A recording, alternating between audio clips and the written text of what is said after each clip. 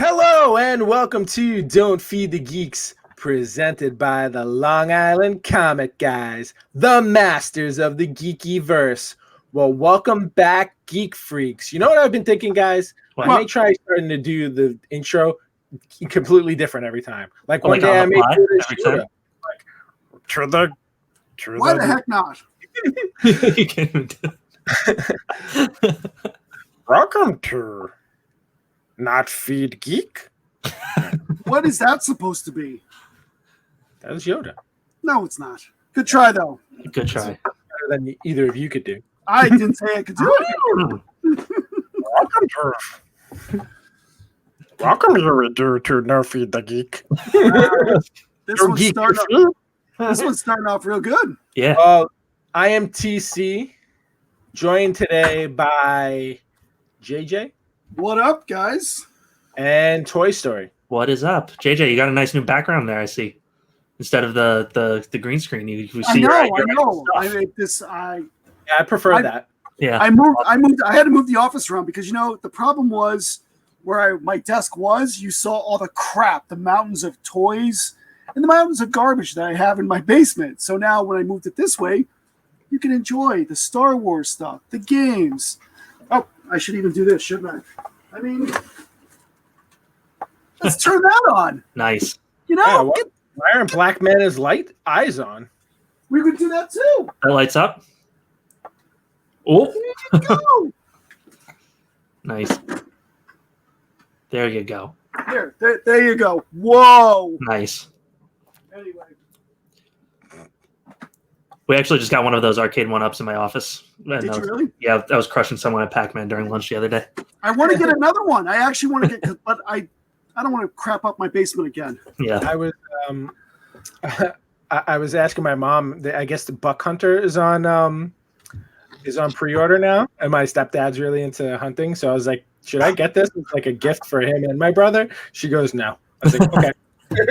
We're totally just getting off all the beat track, but they announced the I saw pictures of it, but the Star Wars and the Attack of Mars Attacks pinball machines. Ooh.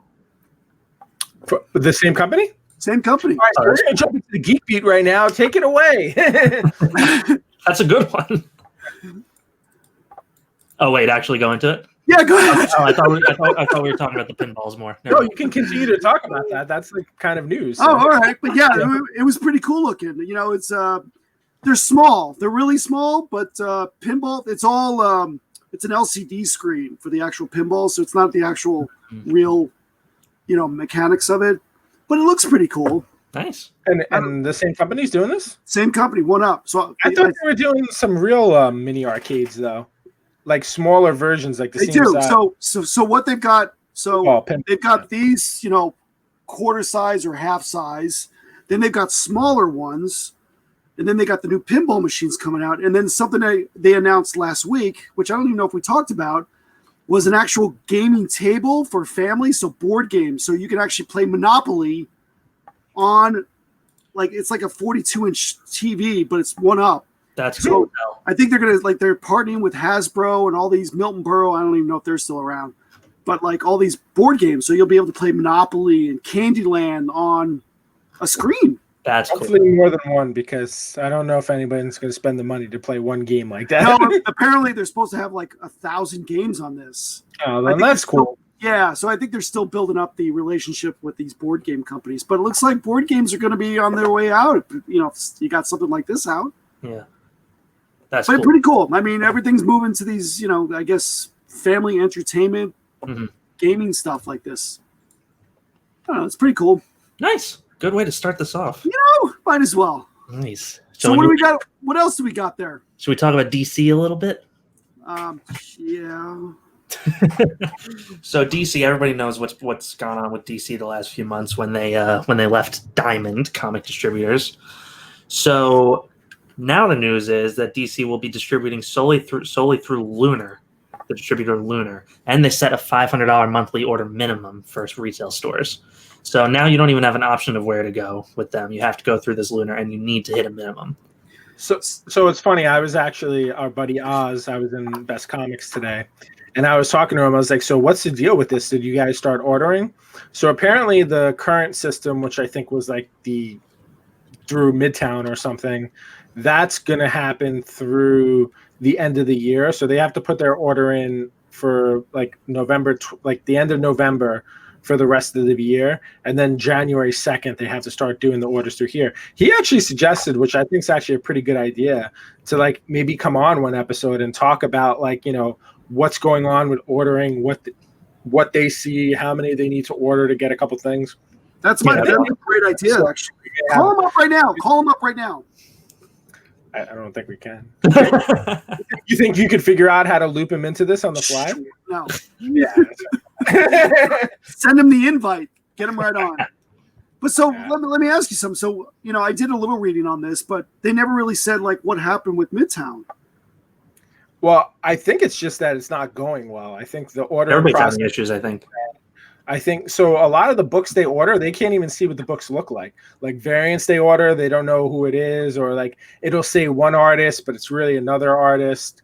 I mean, that's just, you know, what I'm getting from them. I mean, there might be other issues, you know, behind the scenes that, you know, we don't even know. Yeah. And now, so let me just back it up. So Previews was owned by Diamond, right? Or Diamond had a relationship with Previews is Diamond. So Diamond, that's why you're not going to see the covers now anymore of what's coming out. And that's a problem because I know a lot of people call into the stores asking to see what do these variants look like, and you have no idea now. Yeah, because you want those before they come out, so you can get your hands on them. And that's the thing too. It's just like I think they're almost trying to entice people to order more of that book anyway, just so they're like, all right, well, if you want this variant, you have to order 50 of these. So, you know, you order 50 no matter what it looks like, and it might be something you still can't sell. Right, and that's the problem, because then you're stuck with 30 copies of a comic that's either sucks or nobody wants it. I guarantee you, at the very latest, by the end of next year, they're going to be back at Previews at Diamond.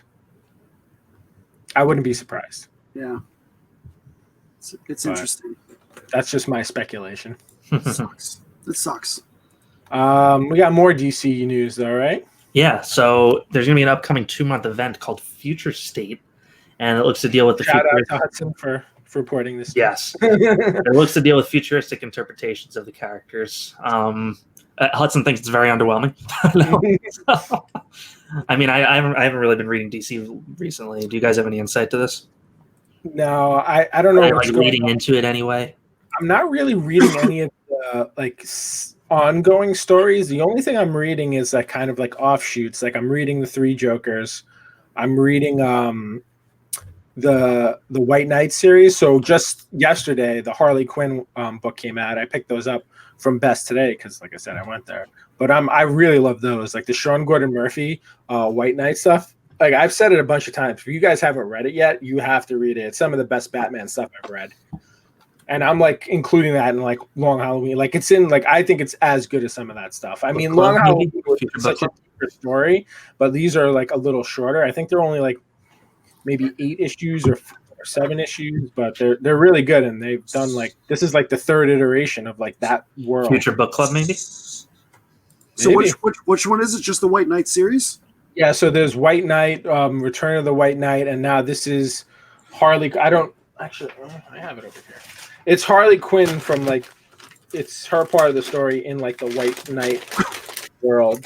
And that's something we haven't done in a while too, like what we're reading, because I'm way behind. I just started reading a bunch of like trade books. Batman, White Knight presents Harley Quinn. That looks like the cover of the White Knight first one when they're in the courthouse. Yeah, very similar. It's got a similar look. Stance. She's actually, this is like my favorite interpretation of her by far. Has been in this series. Yeah, she's been awesome. I mean, Batman's Batman. He's good, but she's probably.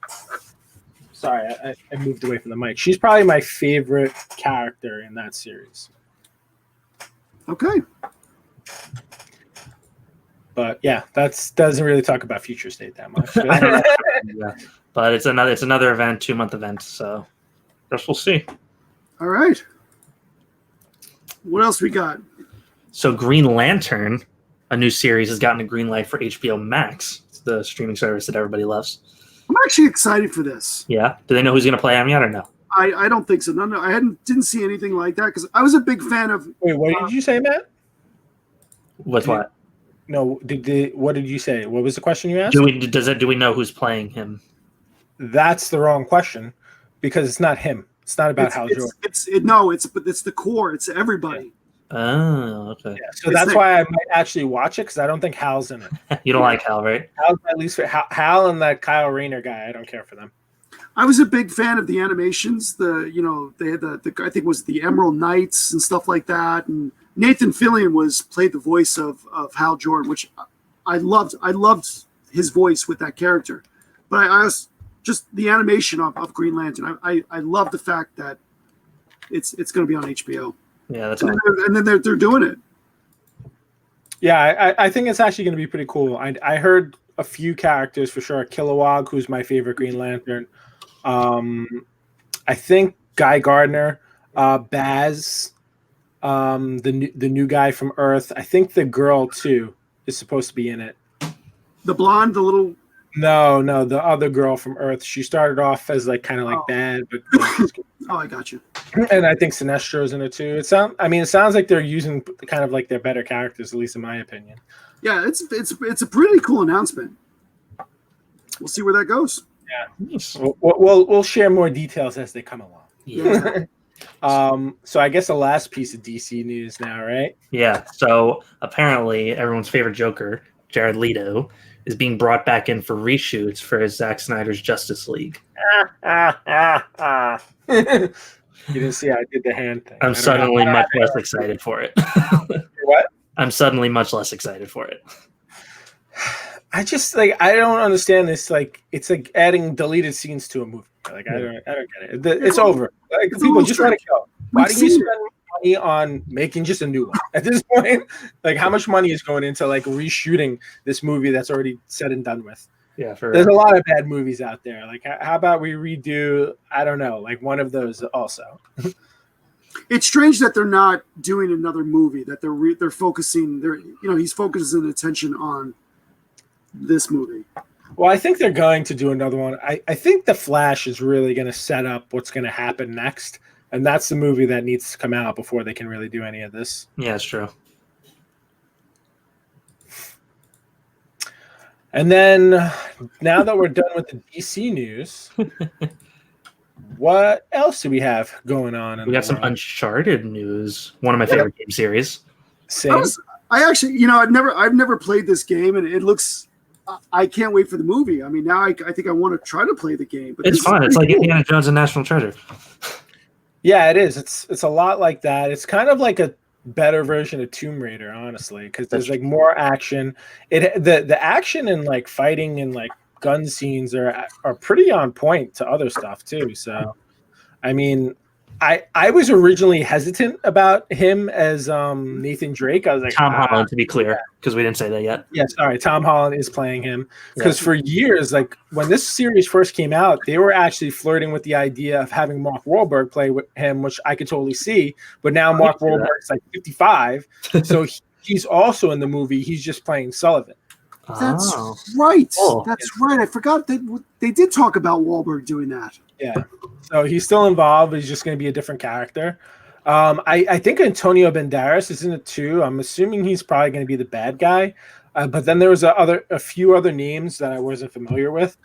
When I saw this tweet today, I had no idea that Tom was doing this movie up until I saw this.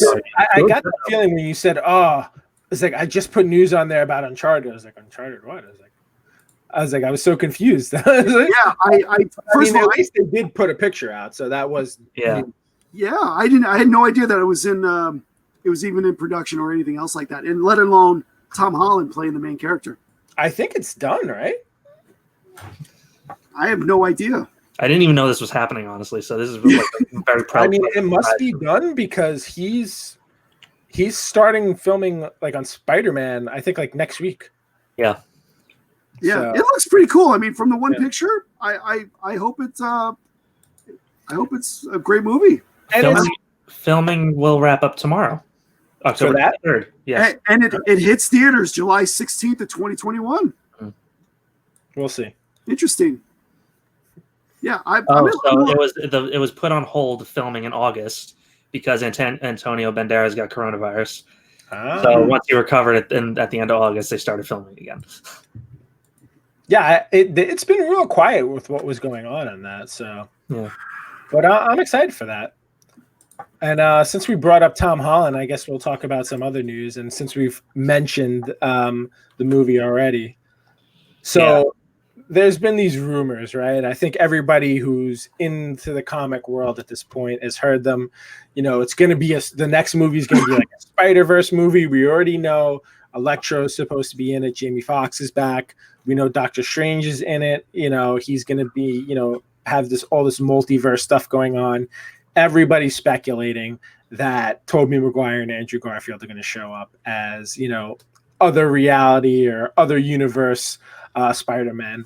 And there's been rumblings and whispers, but I think Sony officially said that those rumored castings are not confirmed. So there's rumors. It doesn't mean that they're unconfirmed. It just means that they're not confirmed. It doesn't mean they're not happening, at least. So I guess it's wait and see on that. I mean, I can't. So I heard something the other day, and it's just like, apparently Tobey Maguire said it's not about how much money he's going to get on it. It's more about how much time he's going to be in out of the suit. And he's like, he doesn't want to be like just swinging around talking the whole time. He wants to actually be in the movie. He'd rather to actually act. And that makes sense. Fair. So I guess we'll see what happens on that front. That'd be awesome if they did it, though. If they can finally connect those, other worlds and, fix up all those, whatever it is, loophole, broken storylines. Yeah, I'm so excited. I'd be so excited to see a movie like that. That's cool. Because I like them all for different reasons, Agreed. Yeah. I find the Tobey Maguire ones the toughest ones to watch now. I love the Doc Ock one. Yeah, I just don't. And actually, that's my least favorite one. Really? Right? No, that's not true. Spider-Man 3 is definitely my least favorite one. But I actually like the first one better. There's just a lot of issues. I really hated what's her name is Mary Jane. Mm-hmm. She was just so bad, like in my opinion. I mean, we can do a whole thing on like the Spider-Man movies, like we did with Star Wars at some point. Yeah, we should. Yeah, it's just I don't know. I kind of like. I mean, I've said this a bunch of times. I liked Andrew Garfield as Spider-Man, but again, he was just too cool as Peter Parker. The problem with Tobey Maguire was though he went too geek. Like he was way too like nerdy as as Peter Parker. Yeah, I agree. All right, cool. Let's move on from Spider-Man because we'll talk about that forever if we stay here. Yeah. All right, next up, we got some Lucasfilm news. So they've announced that they're going to be making a Willow Disney Plus series starring Warwick Davis. So that's really cool. I only watched Willow for the first time like last year. That's amazing. I'm super pumped for that. We tried to get my daughter to watch it for a little bit, and she liked it at some parts, but if you think about it, like some parts get pretty damn scary in that movie. Yeah. So she's like, I don't want to watch this anymore. I'm like, okay, fair enough. But I love that movie. I watched it so much as a kid. I mean, Val Kilmer, like I didn't know him as like Top Gun Iceman. I didn't know him in any of those weird movies that Jim likes him in, Real Genius or whatever. That's what I knew Val Kilmer for. Like I'd seen Top Gun and everything later, but like he was the coolest guy in the world for that role for me. And I loved Saoirse. I mean, I knew, Is that where your D&D character's named after? Yeah, exactly. Awesome. Magdar is just broken off of Mad Mardigan, and Saoirse is just a straight steal. Oh, that's awesome. Yeah. See? It's funny that you brought up, like you've never seen like movies with him in there, or the geeky movies. Like, no, I've seen them now. They're just but I mean, like last night I watched. I had it on the background on my computer while I was doing some work, and Back to School with Rodney Dangerfield. Did you guys see that? Yeah. So I didn't realize that Robert Downey Jr. Robert Downey Jr. He must have been like 18 in that. I'm like, look at him going, holy cow! This guy becomes Iron Man. No one saw that one coming. And if you ever just Google search and just look at the image with him, like he's got pimples on his face. Like it was like, what? Well, he started out in like some football movie or something like that, Yeah. right? Was he in Yes. like All the Right Moves or something like that, or somebody? He was like the No, best friend of the quarterback or something. I don't remember. Yeah. But it was just you brought that up, and that's what I just thought about it. It was crazy. Jim, do you want to talk about this giant Lego? I'm excited for this thing, man. The '89 Batwing Lego. It is beautiful. So Lego announced. It's not announced. It's been announced, but it just finally it's released on the 21st yesterday for VIP members. So if you're a VIP member, a Lego VIP member, you could go in the stores and buy it right now. I'm not sure when it's available for retail release, but this thing's pretty cool, man. If you haven't seen the '89 Batman, check it out. But this thing is it's the exact replica of that. Comes with 3 little minifigs: Batman, Alfred, and it's a black and white Joker. I think it was a black and white Joker. Is it the mime one? It's the mime one. But yeah, this thing's cool. 2,300 pieces, a little over 2,300 pieces. It's like $200, but this thing's pretty big too. It's I forget what they said how big this thing was, but it's pretty big. I'm not gonna get it because I have so many other Legos. There's only so many giant Legos you could get. Yeah, but case in point. Yeah, and I got that, and I still haven't even put it together. But this thing is pretty 2 years ago, at least at this point. Probably at least, yeah. So yeah, this thing's pretty cool. '89 Batman Lego. Nice. It's awesome. So I just realized that we didn't at the beginning of this episode say what this episode is about. Oh yeah, we did. So apologies for that. We actually have a really cool interview today, guys. I'm sure anyone who follows like the Elite Comics 11, live auctions has seen our guest before. He's Bill. He's awesome. He does all the stuff with Ali. He's usually on there for the auctions. He does a lot of the interactions when it comes to signatures and other stuff like that. He'll be able to tell us, better, give us a better description of his role with them. But the next thing you'll be hearing is our interview with Bill from Elite Comics 11. Nice. All right, guys, really exciting guest today. We're super excited to finally have him on. We've been talking about this for a while, but Bill Bowers, you know him from Elite Comics 11. I'm sure you've seen him there on your live auctions before. If you've ever been to their live auctions, they have the best around, or live claim sales, the best around, at least on Instagram. Bill, welcome to Don't Feed the Geeks. Welcome. Hey, nice to be here. I'm excited. Thank you. Yeah.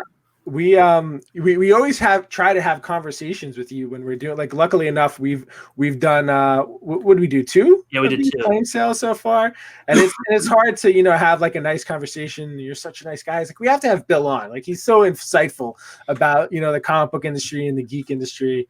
So we did it, and we finally got you on. So how we normally start these is we like to get our guests like origin story, like we call it their comic book origin story, your geek origin story. What led you down this path of geekdom? I was seduced by the geek side, as all of us were. Oh man, geek origin story. I have early memories of playing with like Superman and Spider-Man Mego. So my folks were doing me a solid early on by even having those toys for me to play with. And, my mom used to take me to, when she'd get her hair done, she'd take me to get her hair, and I'd bring my little Coleco mini video game thing. I don't know if you've seen those old tabletops, like from the 80s. I'd bring one of those along, and we'd stop by the store on the way there, and she'd buy me a couple comics.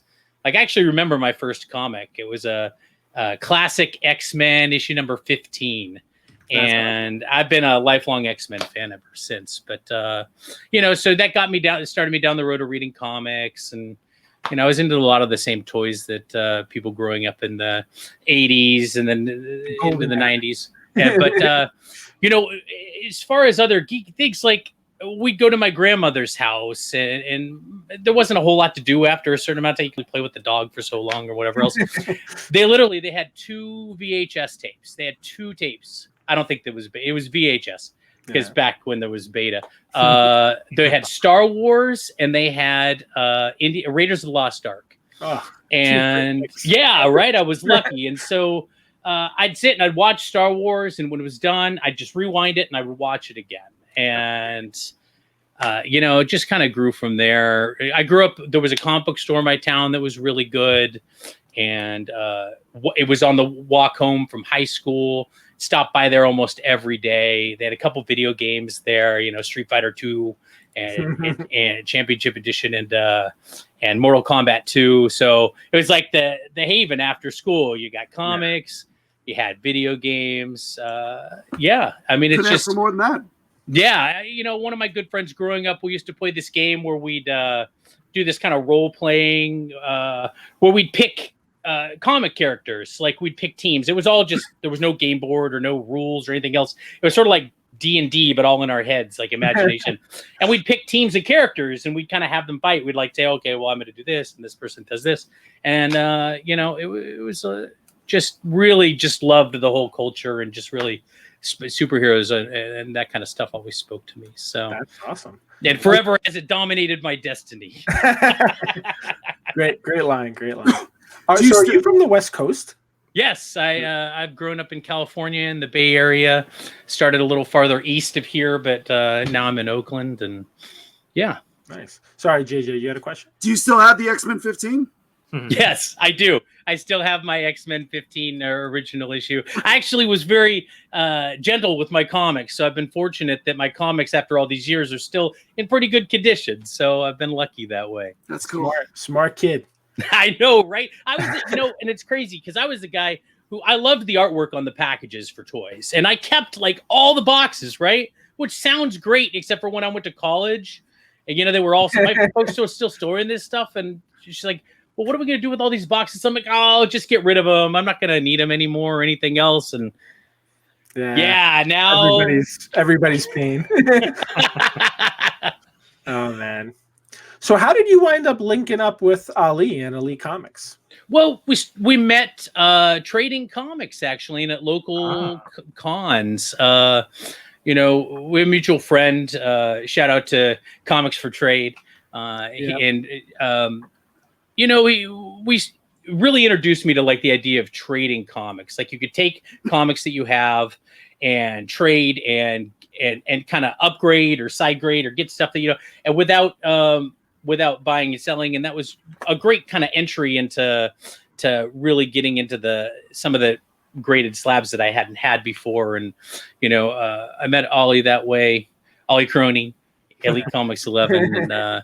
And little did I know, he asked me if I wanted to join on because Elite was growing, and it was just amazing what he had done on his own. Yeah. And I came on board, and it's been a roller coaster ever since. It's been amazing. So we know that you're into the live, you're part of the live claims and stuff like that. We'll get into more questions about that. But so what is your role specifically as part of the Elite Comics 11 team? Well, I helped it. I answer message. If you send a DM to Elite Comics 11, I may be one of the people that's responding to you. Like I handle some of our pressing and cleaning stuff, and I help out with some of the graphics, and I do all sorts of things.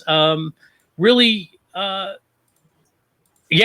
mean the live sales. Obviously, you see me in the live sales. Just behind the scenes, just bouncing ideas off of, and I mean I try to do a lot of different things, like whatever's needed, really. Yeah. So is that your full-time job? No, I actually have a full-time other job that I do. I work in mental health, actually. Oh, nice. So cool. yeah. It makes a lot of sense why you have so much patience then with some of the people in the comic book industry. So I love comic people. Yeah. They're my people. I love it. I love, I miss going to like Comic-Con and cons in general.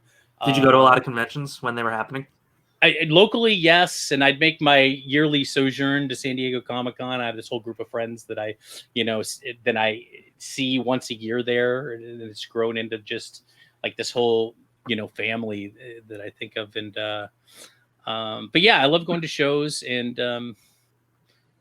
Yeah. Anyways, I don't even remember, but doing the live sales is great because we've been able to connect with a lot of people and kind of get that same kind of feeling and atmosphere and connection in some ways by doing that. It is a community, and like you're talking about patients or comic people, I think it's great. Overall, I'm very fulfilled by my interactions with comic people.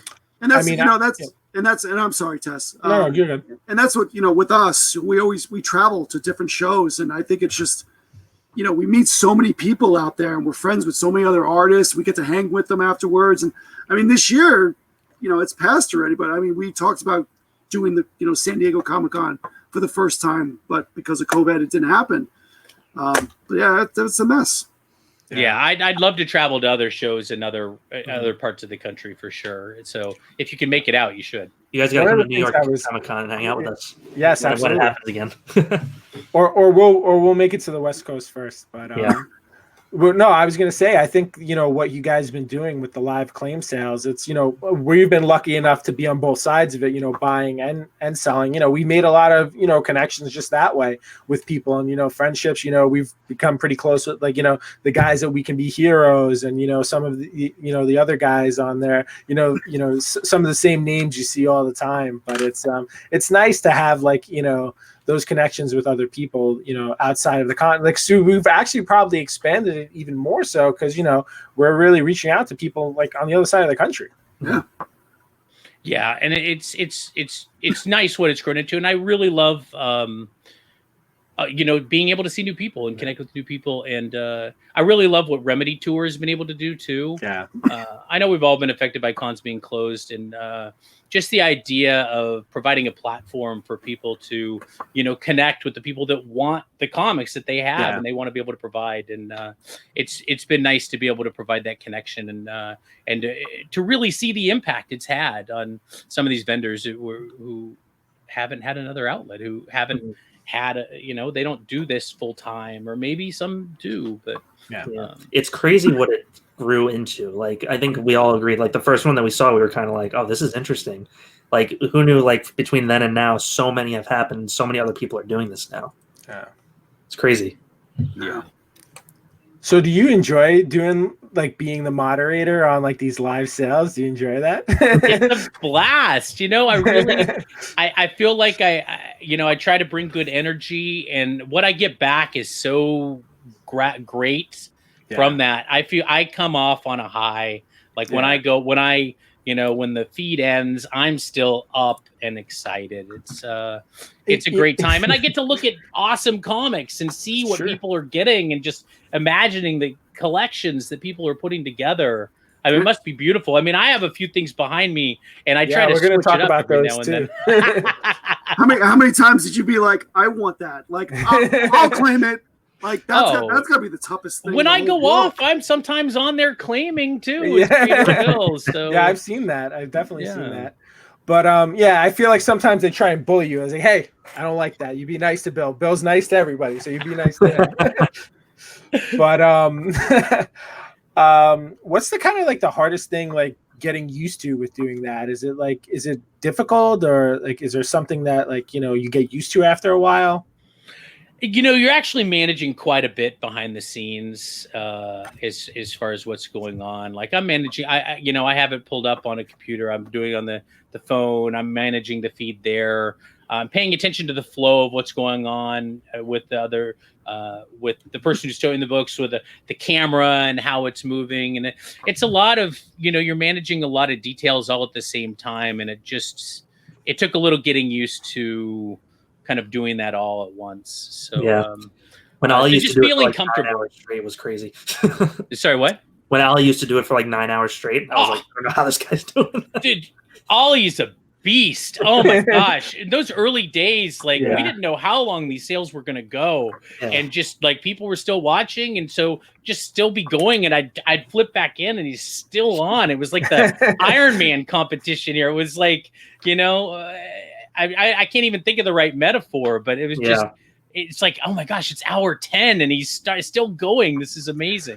I was watching for 10 of those hours and I was exhausted. So I was like, no, I can't buy any more. All right, one more. So can we just back up? Like, so your process. So when you're heading this thing up, you're watching, the feeds coming over. Do you have somebody else helping you with that? It's like, I'm flying solo. Wow. Yeah.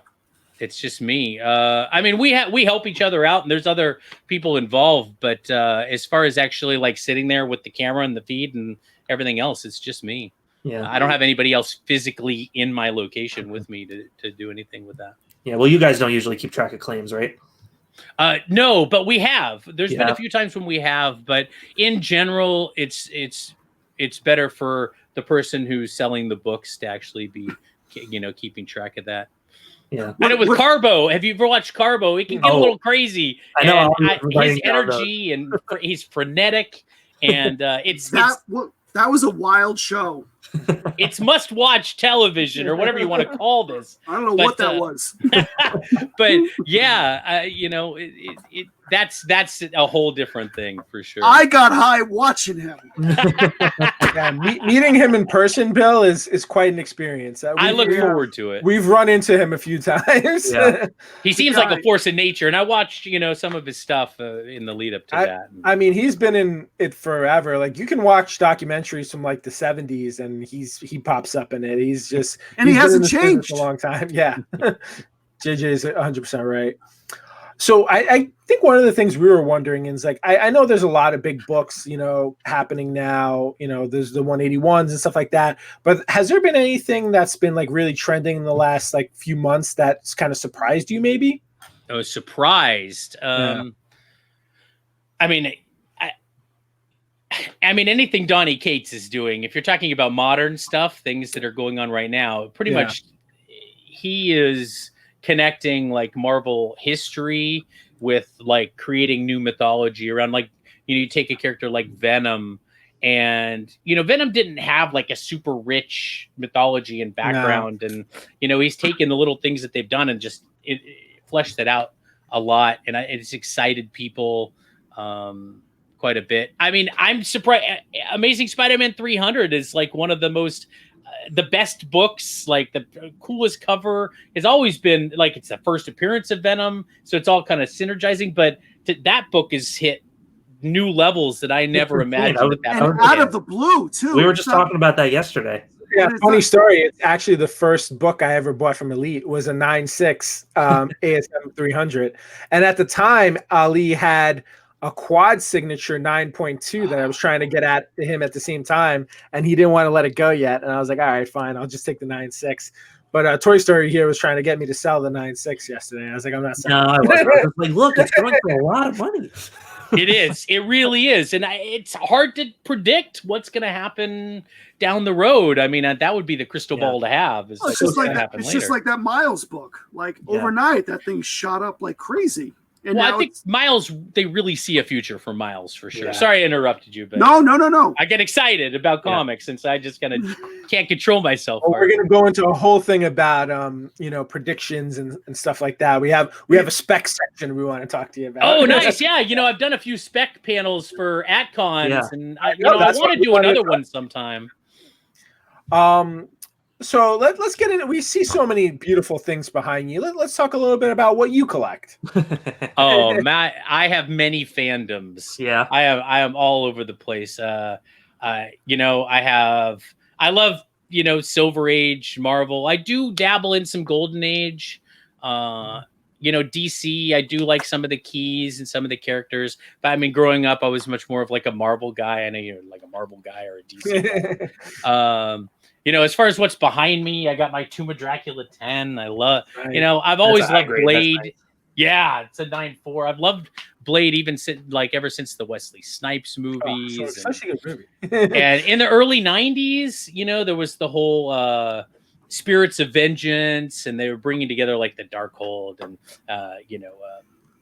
they had both Ghost Rider. Johnny Blaze was back, and Dan Ketch was the Ghost Rider at the time, and that was exciting to me. I liked that era of comics for sure. Eternals, I'm excited about. I've been holding on to this Eternals book. I've been keeping it behind me. I'm a big believer in the Eternals movie as being like that. I think it's going to introduce new concepts and new things. That's going to change the Marvel Cinematic Universe for years to come. I think that's going to be their big, like, this is a whole bunch of new stuff that you didn't even realize was coming to movies. I was telling these guys on one of our episodes, I feel like the Eternals is going to be like the next Guardians of the Galaxy for the Marvel Cinematic Universe. Like, it's going to surprisingly explode, because right now there's really no expectations on it. Like, people don't know what you're getting with, because, like, how many people have really read that comic at this point? I mean, it's just... and it's Kirby art too. It's just it's so good. It's funny. I was looking through it the other day, and I have the same grade on the one that I have, and it's like, wow, He-Man, like, because I'm a huge He-Man Master Universe, they really ripped off the Eternals, like, because the main guy looks exactly like He-Man. I never thought of that. Now I'm going to keep that in mind. You're right. It's, even on this cover here, he does.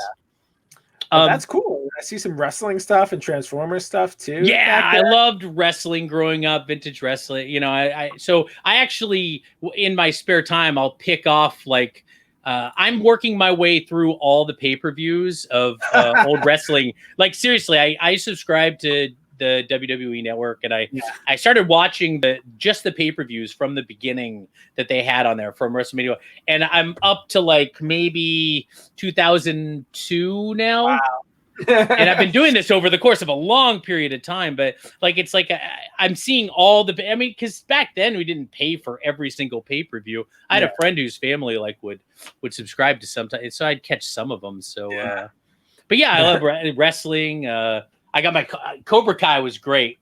You know. Oh my god, I can't say enough about that. I picked this up. It's triple signed. It doesn't really show in the background, but you got Machio, Zabka, and Kreese. You know, the guy who plays Kreese. Kreese, yeah, and Daniel LaRusso. Gosh, names. Anyways, yeah, I like some Power Rangers stuff. I mean, Star Wars. I got my vintage Boba Fett back there. Nice. But I love these giant figures. I've been really enjoying these. Like, that's cool. Let me not knock things over. That one's not near mint anymore. I actually bought this from a Remedy tour stop. Oh, that's awesome. Yeah. That's cool. And I saw it, and I immediately had to have it, and it's been in my background ever since. That's great. You know, I enjoy occasionally when there's some vintage toys. And some of the Remedy I stuff. get it. I think we all kind of get into those too. Too much. Too much. I know. But this is my Ecto 1 Transformer, which is fun. It kind of blends. Awesome. You know, you got Ghostbusters and Transformers together. So very cool. Yeah. So you don't just collect comics, so you collect a bunch of other stuff, which is great. Mainly comics, because the other stuff takes up a lot more space, and after it's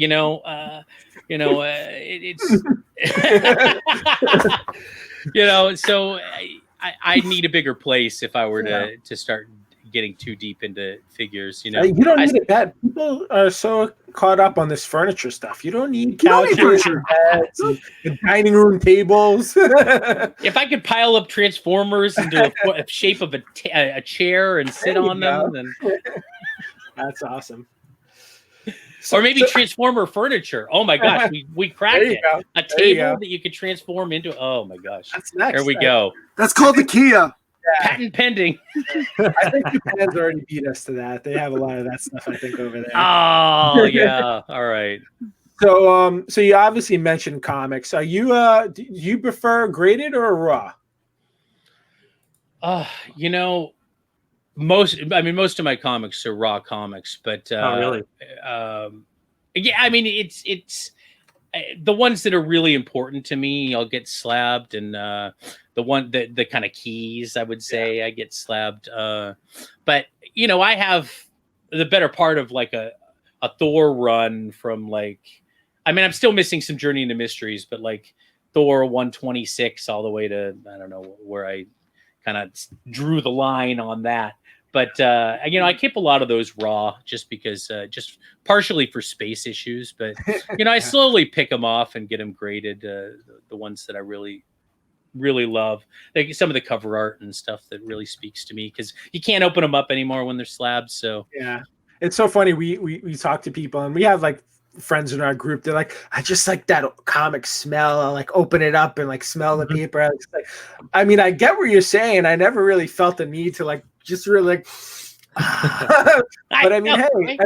everybody gets their jollies in whichever way they're gonna do it. I know. Well, they should release a cologne or something for They them, should. like old comic.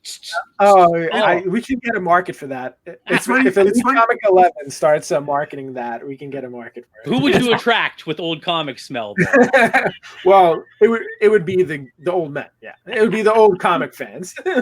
It's funny you say that because a couple of weeks ago I bought a couple of books from Carbonaro from his sale, and I opened up the box and opened up the bags, and it's just it felt like I was in a wet, dingy basement. Like it was horrible. Great books, like they're unbelievable, but that smell.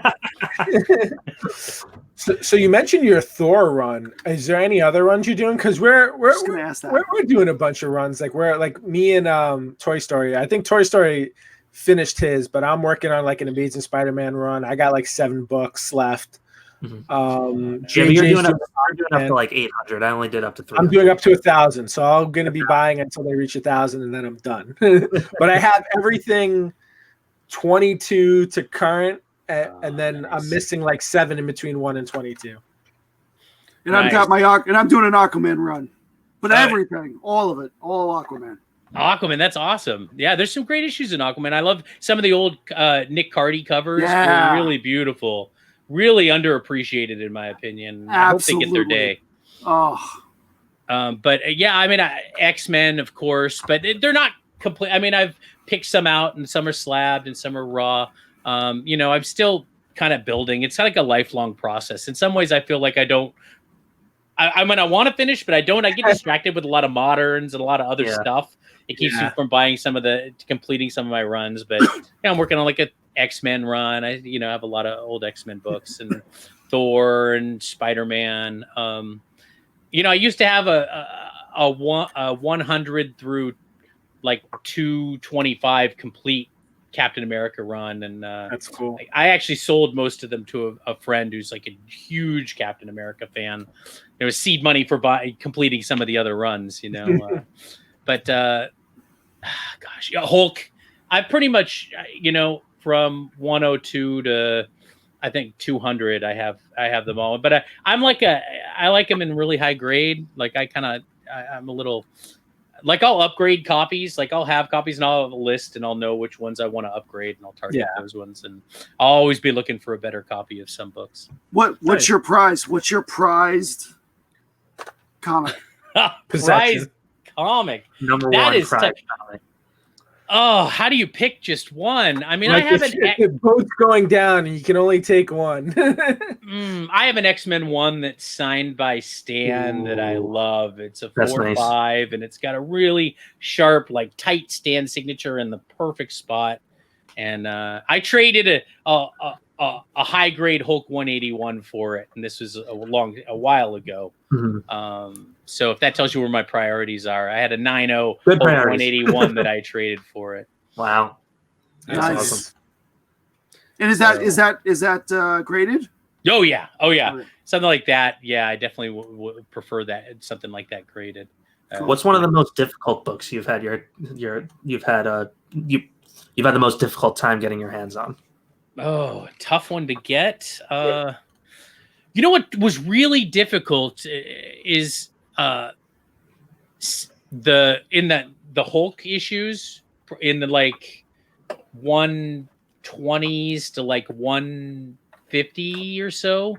Getting those in high grade is really difficult. Yeah. I mean, I had to chase those for a long time to get high grade copies, and I see them very occasionally in our streams, and I definitely appreciate when people pick them up. I'm like, oh, they understand how hard. That's like a really tough thing to get. Some of the really early, like Golden Age Batman, like keys, like Joker covers and stuff can be tough to track down sometimes. I want a Batman 11 so badly, the one with all the cards on the cover. Oh yeah, but I only want like a 5.0, and they're ridiculous price. I did. When chasing some grails, I did sell off and trade a bunch of stuff, chasing like really big books, and now I'm kind of rebuilding some of the stuff I gave up to get those, and I Not- don't regret a day of it. Like it definitely taught me to like let go a little bit. But you which got is to a be good prepared thing. to do sometimes. Yeah, and but what I got in return, like I don't miss. I mean, I miss it, but I'd much You rather like have having what I that have big now. book too. And some of those Yeah. I've got a lot of Golden Age books, like a lot of Detective Comics and some Supermans, and they're awesome covers. Any of them, really, any of them. Pick a cover, and it's unbelievable. Yeah, I do have an affinity for some of the Golden Age. It's just when I pick up some issues like that, I have to make sure I'm really in it for the long term, because there's other stuff that I'm chasing. Oh yeah. I mean, honestly, like I buy stuff and I see what sticks. Like sometimes I'll have something and I'll be like, okay, you know what? I'm going to get rid of this and I'm going to get something else. And so I'm kind of constantly cycling through stuff because it's really how I learn what I really love is like, I have it. Now I decide like, is this something I'm going to keep or not? So I've learned a lot about what my preferences are with comics. Like if you ask which issue is your most important, like I've learned that partially by letting go of some stuff and seeing, and Yeah. Yeah, I think it's like I think even like once I would get all those Spider-Man things, I don't think this is going to be like there's not an end, there's not a door you're going to walk through and then that's it. I think it's just going to be it's something we're always going to be in to some degree, unless at one point we decide, all right, we've had enough. I think that then we'll get out of it. I just think it's always going to evolve, and we're going to be into different things at different times. But Yeah.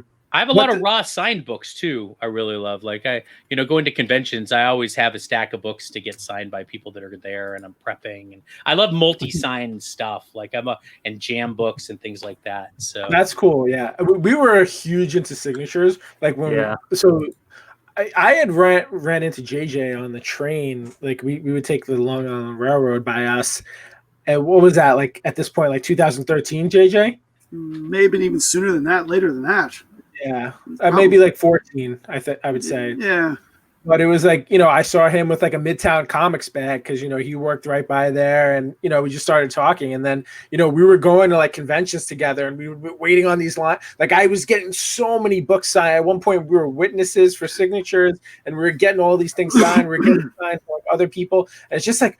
I just got signing fatigue. I was just like, I just don't want signatures anymore because it's like the process too. It can be so like rotten sometimes, and it's like the signature process is turned like so corporate. And like I don't mind paying; it's nothing like that. But then you have people who like cut the line. It's just like, oh well, I'm getting like 700 books signed, so you're gonna have to wait. It's like, dude, I've been waiting here an hour for this person to show up as it is, so I could be like the first person online, and then you're gonna come up and like take like another 40 minutes from this guy. It's just like I was like after that, I was like, I got out of it. It's a test of patience for sure. But I have to say that in some of those frustrating lines, I've met some of the people that I still call That's really true. good friends today. So there's definitely, I've met more people in lines than I've probably met anywhere else. It all depends upon what day of the con you're on. If it's the first day, it's all right. Second day, third day, That's true. don't mess with me. It's a grind. It's a grind for sure. But bring good shoes if you come to Comic-Con. Oh yeah, I learned that the hard way. I remember the first con Tess and I went to, New York Comic Con, and like you were buying, TC was buying up all the prints and everything like that. Remember that? You were buying prints everywhere. It was pretty hysterical. Doing the prints and the signings was the thing. Now we stay away from that crap. Yeah. Actually, there's one other book that I'd say is really, a really tough thing to get. Something that I really value is John Buscema signature on a book. That's not an easy thing to get. You track them. I just spent years, literally years, tracking down a Silver Surfer 4 with a Buscema signature. One of my favorite covers. And I added Stan Lee and Joe Sinnott too.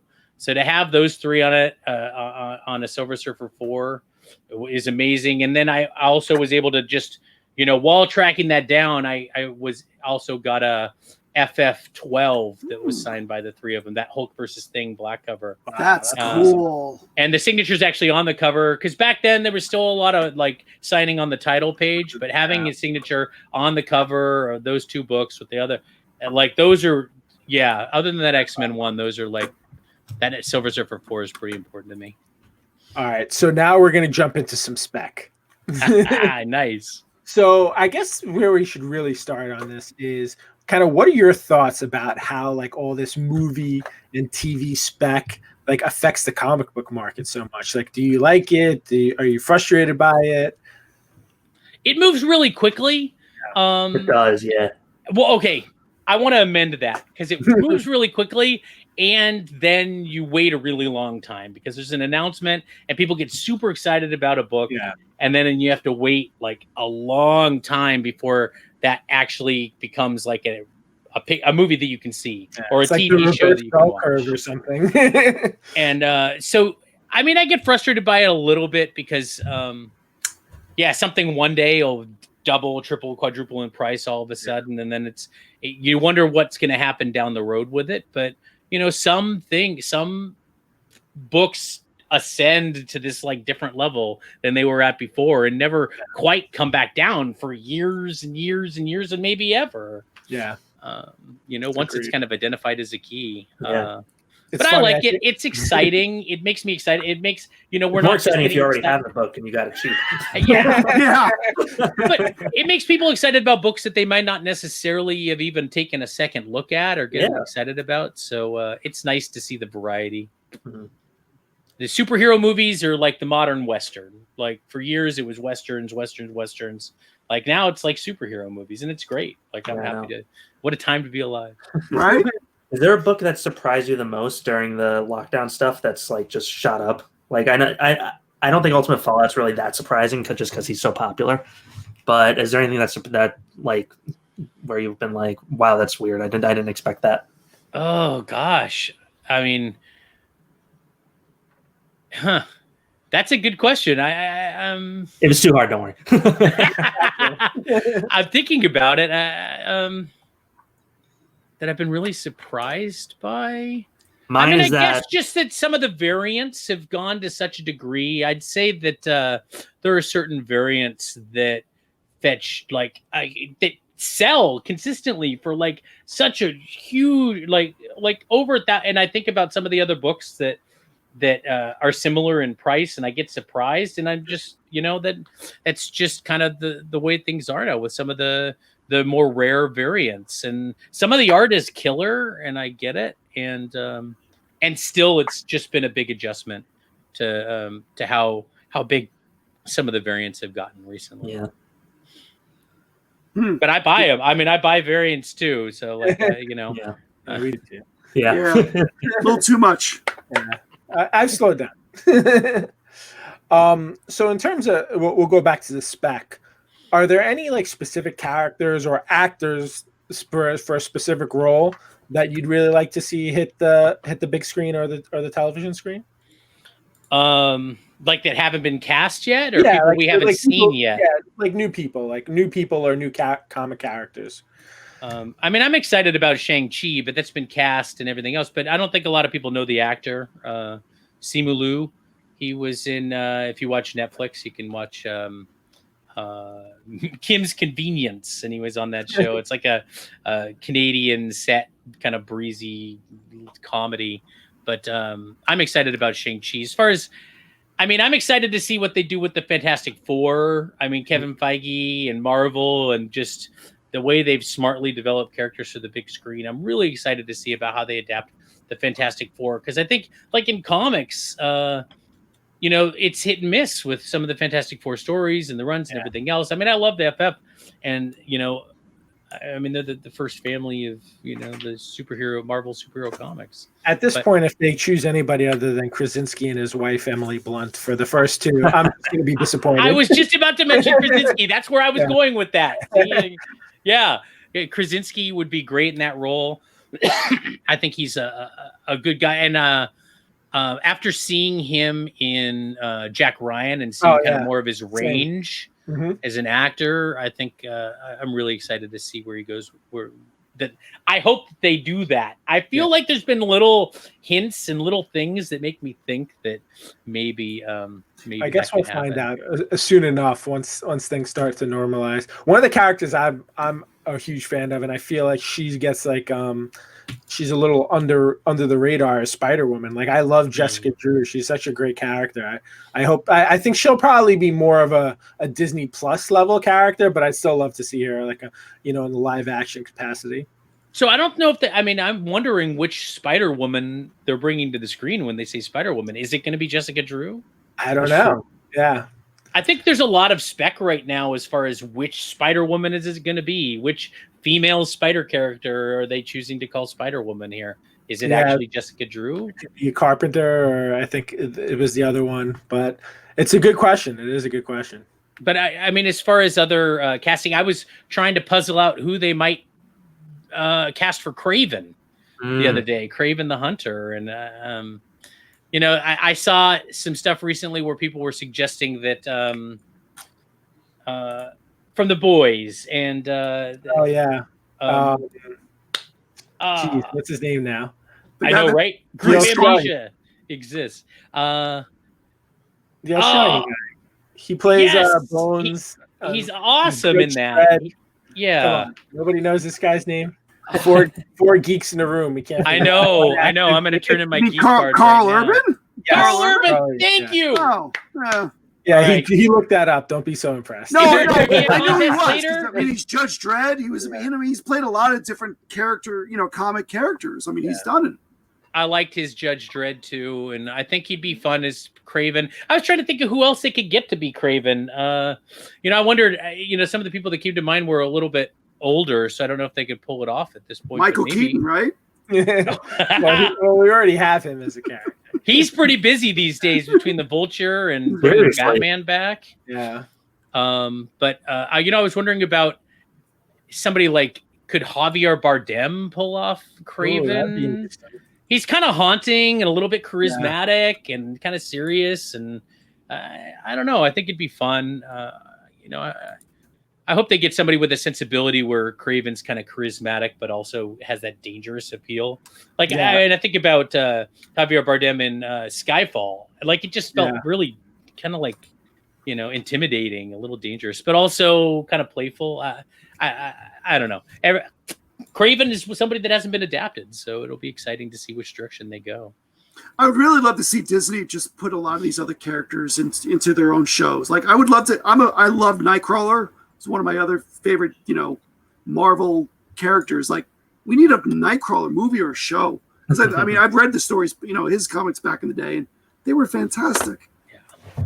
Yeah, I'm as many people are a huge fan of that Claremont run and Byrne in those days. Nightcrawler was such a beloved character, even coming out of that. And I thought Alan Cumming did a pretty good job in X2, X-Men United, or whatever. Yeah, I liked him in that, actually. He was pretty good. I wouldn't mind. As far as carrying the character on his own, like, no, I'm not sure who would be a good casting for that. That's interesting. Nightcrawler would be fun to see. I'm really excited to see what they do with some of the X characters too. Like some of the, people were probably super wondering, like, who's going to be Wolverine, right? Who's going to be Wolverine? That's really the big question. And it's funny. I keep seeing a few names thrown out there. What was it? Harry Potter? Daniel Radcliffe. Daniel Radcliffe has been his name's been thrown out there. Who's the other kid from Baywatch? He was in one of those Disney movies. Zac Efron. That guy. I've been hearing, and then the guy I kind of would like is Clint Eastwood's son. I think it was Sean or something like that. I was like, I don't know how many people know this, but the look of Wolverine is actually based off of Clint Eastwood. Like, so a lot of Frank Miller's art specifically based his stuff on Eastwood, all his looks and kind of facial expressions. A lot of that was based on him, and I think it'd be cool if they got. I did not know that. That's cool. Yeah, I think Scott Eastwood. Scott Eastwood would be a good. Yeah, I think he'd be a good choice. But who knows what they're gonna do? When they were casting the first X-Men movie back in 2000, they were probably casting it 99 or whatever. I remember people were like, Patrick Stewart, he'd be perfect for. And then they actually cast Patrick Stewart. So, I wonder how much they actually listen to the fans when they do some of the casting. I'm sure they hear it. So it's funny because Wolverine. I don't know if you've ever seen the Mission Impossible 2 movies, and I think he's actually on the Batwoman show now. But the bad guy in the Mission Impossible 2 movie was originally cast as Wolverine. and then he dropped out to do Mission Impossible 2. Doug Ray Scott. He was Yeah. the bad guy in Mission Impossible 2. Yeah, so he dropped out of that role. He's like, this isn't going to be that big a deal. And Hugh Jackman stepped in and he crushed it. So I guess he's a. Scott Eastwood was in Suicide Squad. I didn't think I knew that. Yeah, he was he's just like one of the soldiers on the team. All right. I guess he can make the switch over to Marvel. Yeah, well, how about Chris Evans? I mean, he was the Human Torch in the Fantastic Four movie, and then he was when he got cast as Captain America. I'm like, what are they doing? Like goofy Human Torch, like he's going to be Captain America, and then they stuck the landing, man. Well, it's funny enough. Before they brought Chris on, Krasinski was actually strongly considered to be Captain America. So it's funny how all this stuff works out.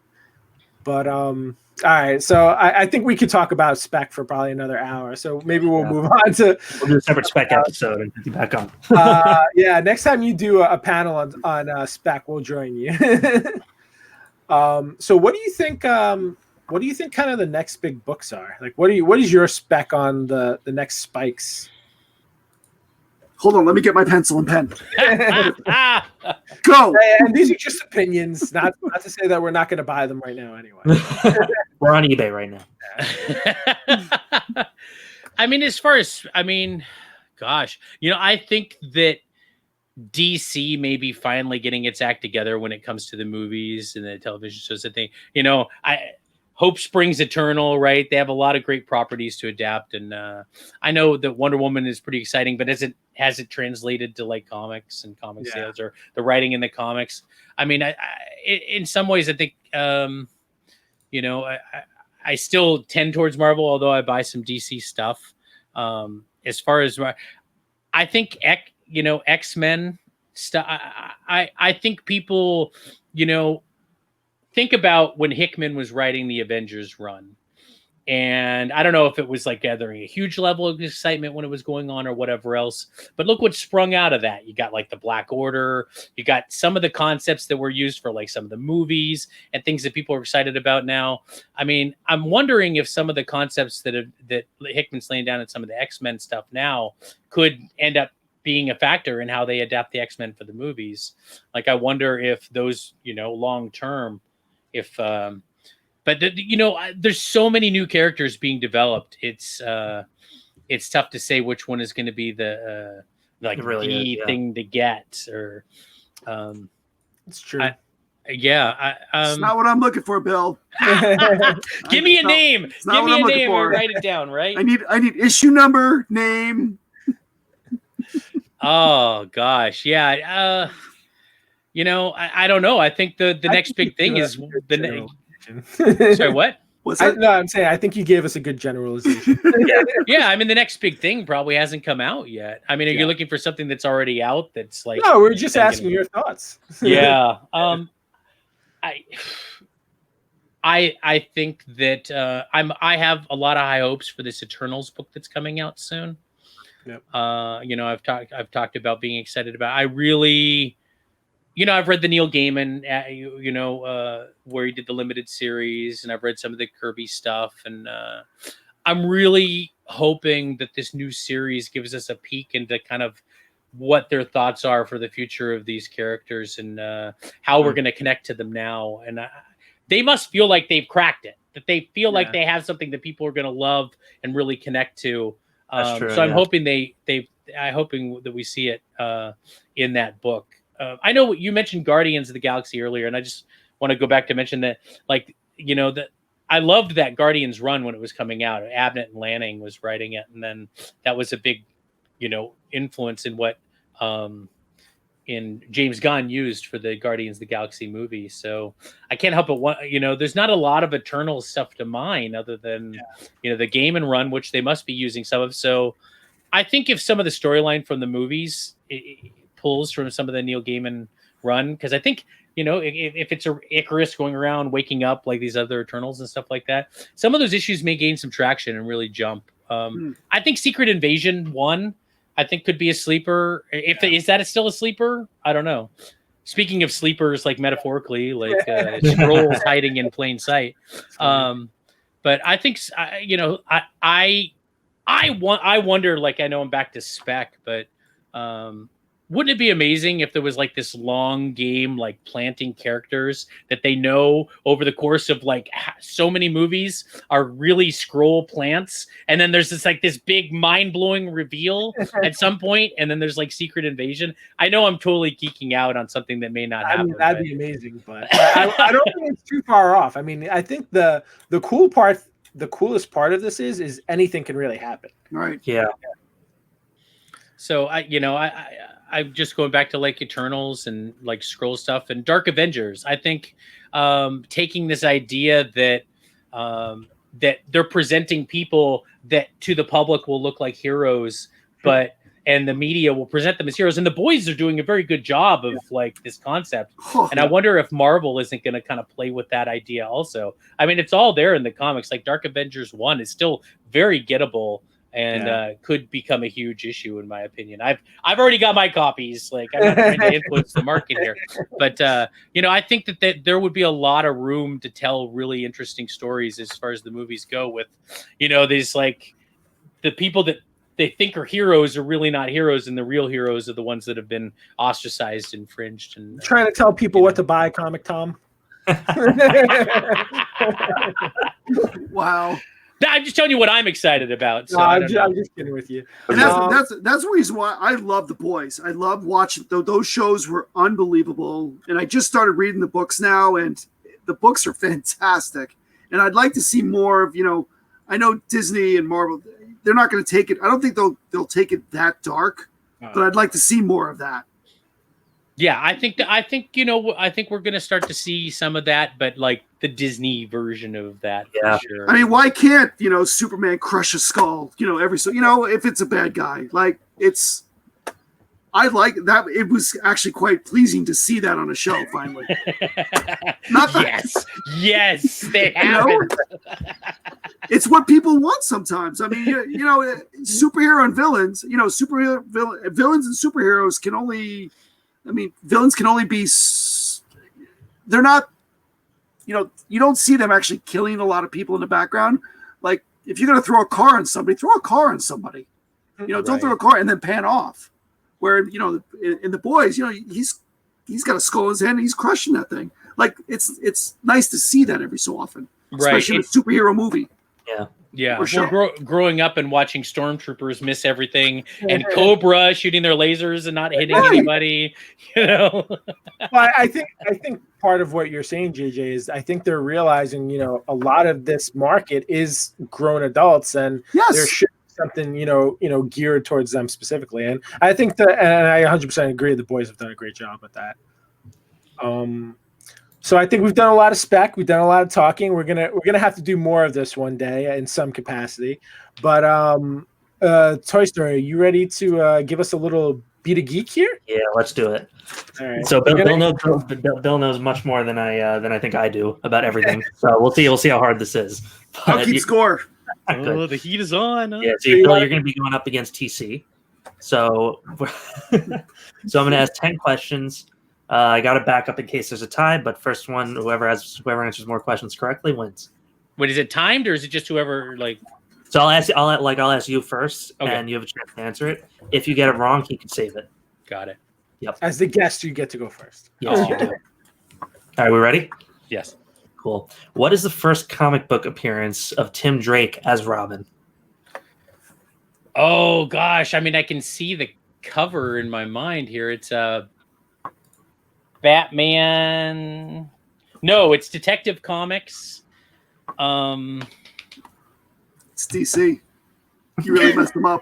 No, that's fine. Detective Comics.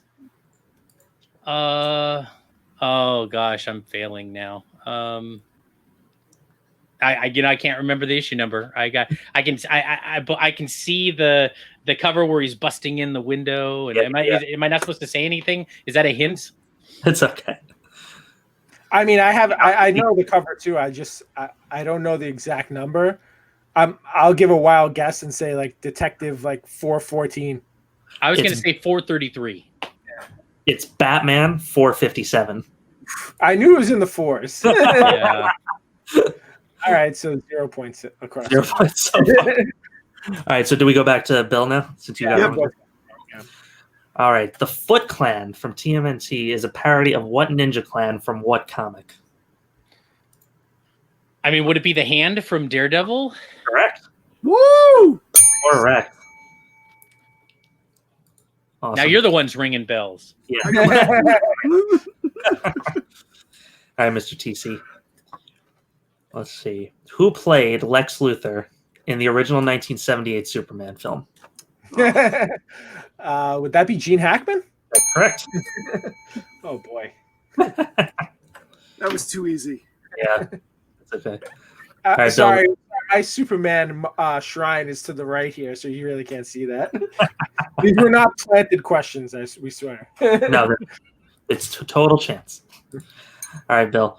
What famous actor read for the part of Luke and Han in Star Wars and made it to the final running, but chose instead to work on a Western movie? Oh gosh, wait.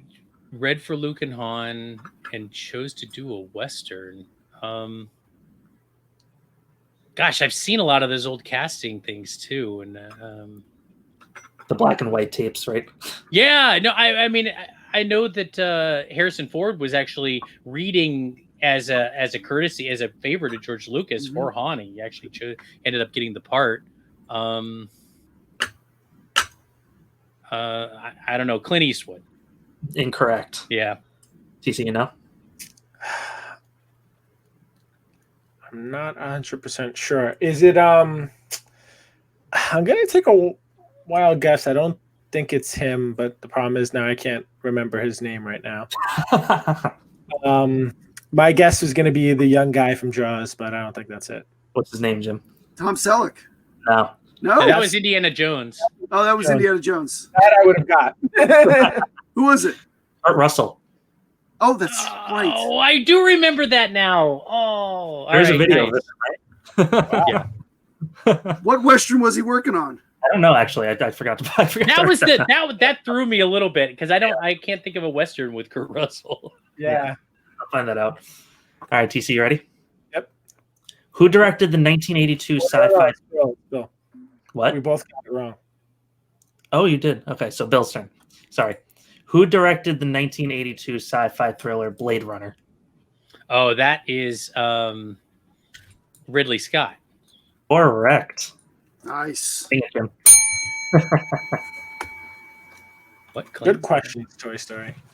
I'm trying. Are you ready, TC? Mhm. All righty, let's see. What is the best-selling single comic book issue of all time?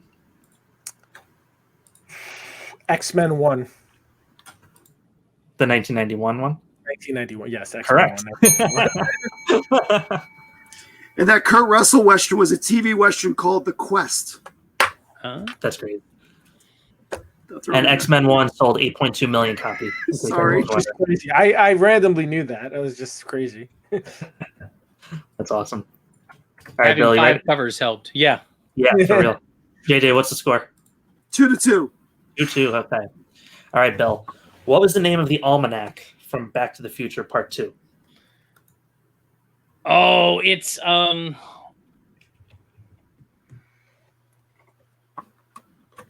Oh gosh, am I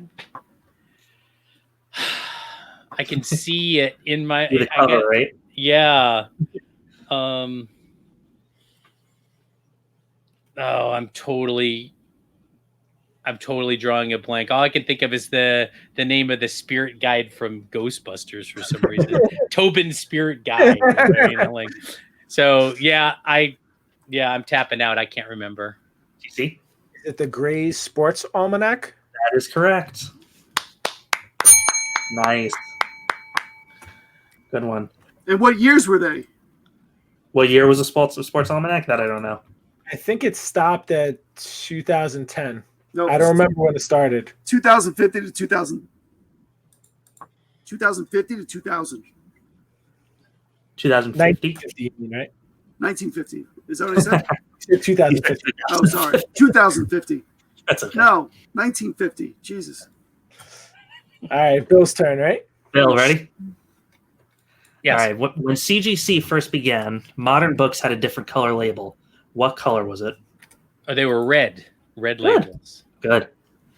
I didn't know that. My Yeah. first graded comic was an X Factor 1 and it had a red label. Nice. I have one book that's a red label. It's so interesting. Why they did that. I think I have one too. All right, TC, ready? Hmm. Who was the first female Robin?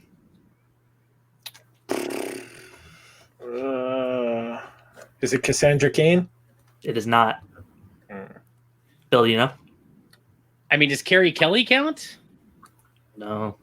It is Julie Madison in Detective Comics 49. Very early. Oh. I did that. Yeah, wow. Okay, cool. JJ, what's the score? 3-3. All right, last question. Tiebreaker. So I think it goes to me now, right? Because he got it wrong last? Yep. Okay. Alrighty. Most people know the line, with great power comes great responsibility, as being said by Uncle Ben in Sam Raimi's Spider-Man. But who was the first to say it in the comic books?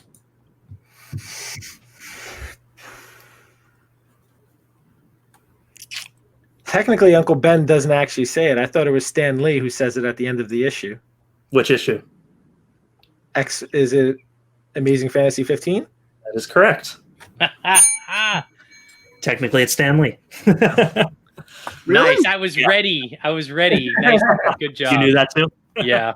I didn't know that. Yeah, the last panel when he's walking away, it's the little blurb at the top. Yeah.